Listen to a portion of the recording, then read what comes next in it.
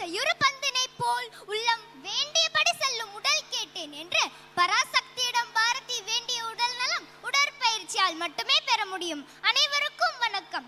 ஆம், உடற்பயிற்சியும் உடல் நலமும் ஒரு நாணயத்தின் இரு பக்கங்கள் எனலாம். சுவர் இருந்தால் தான் ஓவியம் வரையலாம் என்பதற்கு ஒப்ப உடலை நலத்துடன் வைத்திருப்பதற்கு அளவான ஊட்டம் மிகுந்த உணவுடன் உடலுக்கு தேவையான பயிற்சிகளும் வேண்டும். மருந்தென வேண்டாவாம் யாக்கைக்கு அருந்தியதாற்றது போற்றி உணன். முன்னுண்ட உணவு செரித்த பிறகு உண்டால் அது நோய் வராமல் தடுக்கும் நன் மருந்து என்கிறார் திருவள்ளுவர். தகுந்த பயிற்சி இல்லையேல் உடலின் உறுப்புகள் சிறிது சிறிதாக தமது வலுவை இழப்பதுடன் பலவிதமான நோய்களுக்கும் ஆளாகும் நிலையும் ஏற்படும். உடல் நலத்தை பேணி காப்பதற்கு உடற்பயிற்சிகள் மிகுந்த பயன் தரும் என்பதில் ஐயமில்லை. முறையான உடற்பயிற்சி செய்வதன் மூலம் அசைவற்று இருக்கும் உடல் உறுப்புகள் சீரான இரத்த சுற்றோட்டத்திற்கு உட்படுத்தப்படுகின்றன.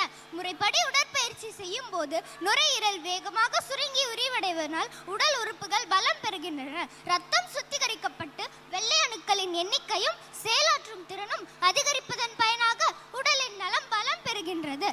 மேலும் உடற்பயிற்சி செய்யும் போது வெளியேறும் வியர்வை உடற்கழிவுகளை நீக்குவதில் முக்கிய பங்கு வகிக்கின்றது.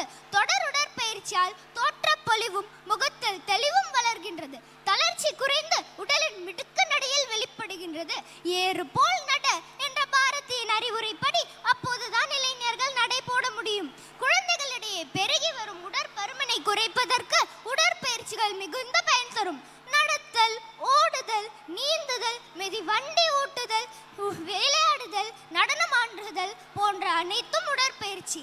இதய நோய், சர்க்கரை நோய், உடற்பருமன் போன்ற குறைகளை உடற்பயிற்சியால் கட்டுப்படுத்த முடியும். உடலினை உறுதி செய் என்கிறார் பாரதி. இந்த உடலை உறுதி செய்வது எப்படி? நமது உடலை இளமை துடிப்புடன் நோய் அணுகாமல் காக்க உடற்பயிற்சிகள் மிகுந்த பயன் தரும் என்பதில் ஐயமில்லை. உறுதியான உடலில் மட்டுமே உறுதியான தெளிவான மனம் அமையும். சுறுசுறுப்பான உடலில் மனம் துடிப்புடன் செயலாற்றும் போது மட்டுமே வாழ்வில் உயர முடியும். உடற்பயிற்சியால் உடல்